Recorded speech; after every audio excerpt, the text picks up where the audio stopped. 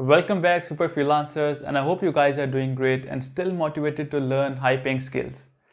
So basically अब मैं एक नया कोर्स जो है वो बना रहा हूँ। ये वही स्किल है जो बेसिकली आप भी सीख के $1000 कमा सकते हैं।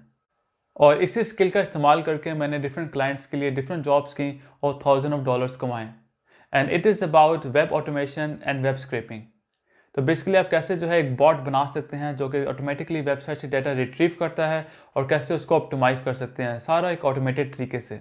अगर आपने कुछ रेफरेंस या सक्सेस स्टोरीज हैं वो व्यू करनी है, वो वॉच करनी है, तो उसका जो लिंक है वो आपको टॉप राइट कॉर्नर पे भी नजर आ जाएगा और मैं डिस्क्रिप्शन में भी डाल दूंगा। तो इस कोर्स के अंदर मैं काफ़ी जो कॉन्सेप्ट्स है वेब स्क्रैपिंग के वो कवर करूंगा। उसके अलावा जो वेब पेज HTML स्ट्रक्चर है वो कैसे आपने इसको इस्तेमाल करके इंफॉर्मेशन जो है यूज़ करनी है वो कोर्स के अंदर मैं कवर करूंगा। और इसके अलावा डिफरेंट टाइप्स ऑफ जो वेब रिक्वेस्ट हैं, पुट हैं, गेट हैं और जो पोस्ट रिक्वेस्ट हैं उनको कैसे सेंड करनी है और किस किस्म का डेटा आपको रिक्वायर्ड है उसके मुताबिक कौन सी रिक्वेस्ट सेंड करनी चाहिए वो आपको बताऊंगा मैं।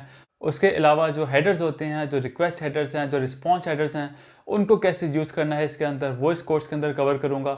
उसके अलावा जो वेब कुकीज़ हैं या सेशंस हैं अगर आपने वो मेंटेन करने हैं वो इस कोर्स के अंदर मैं कवर करूंगा।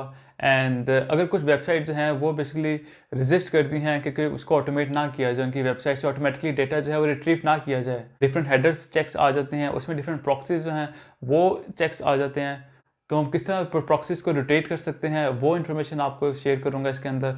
जो वेब हेडर्स हैं उनको कैसे रोटेट कर सकते हैं डिफरेंट स्क्रैपिंग टूल्स के साथ, वो इन्फॉर्मेशन इसमें शेयर करूंगा। उसके अलावा कैसे APIs जो हैं, एप्लीकेशन प्रोग्रामिंग इंटरफेस, वो कैसे बना सकते हैं आप वो इस कोर्स के अंदर मैं कवर करूंगा। और कौन सी लाइब्रेरीज हम यूज़ कर सकते हैं डेटा जो है फ़िल्टर करने के लिए। उसमें ब्यूटीफुल सूप लाइब्रेरी है, उसके अंदर डिफरेंट CSS सेलेक्टर्स हैं, उसके अंदर XPaths हैं। तो वो इन्फॉर्मेशन कैसे इस्तेमाल करनी है वो इस कोर्स के अंदर आई विल कवर इट। और कुछ फ्रेमवर्क्स जो हैं मोस्टली जो यूज़ होती हैं ऑटोमेशन के लिए और स्क्रैपिंग के लिए, जैसे सेलेनियम है, उसके अलावा स्क्रैपी फ्रेमवर्क है, ये काफ़ी एक्सटेंसिवली इन हुआ है आजकल, इसको कैसे हम यूज़ कर सकते हैं। I will also cover this in this course. और as a bonus I will also share some sample codes for like major websites जैसे अमेजोन है, टॉरीबर्ड्स है, येल्प है, जिलो है।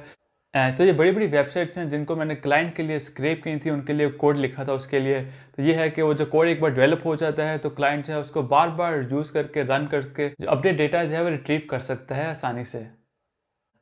सो मेजॉरिटी जो कोड है मैंने पाइथन के अंदर ऑटोमेशन की थी। उसके अलावा दूसरी प्रोग्रामिंग लैंग्वेजेस भी हैं, जावास्क्रिप्ट भी है, जावा भी है। तो वो लैंग्वेज आप यूज़ करके भी वेब ऑटोमेशन जो है आप कर सकते हैं। मुझे बाकी प्रोग्रामिंग लैंग्वेजेस भी आती हैं, जावा भी आती है, जावास्क्रिप्ट भी आती है, लेकिन मोस्टली मैंने जो है पाइथन में ही कोड डेवलप किया था फॉर ऑटोमेशन। और कैसे आप जो ये कोर्स है वो हासिल कर सकते हैं वो डिटेल्स हैं मैं आपके साथ बाद में शेयर करूँगा। सो स्टे ट्यून और अपना ख्याल रखें।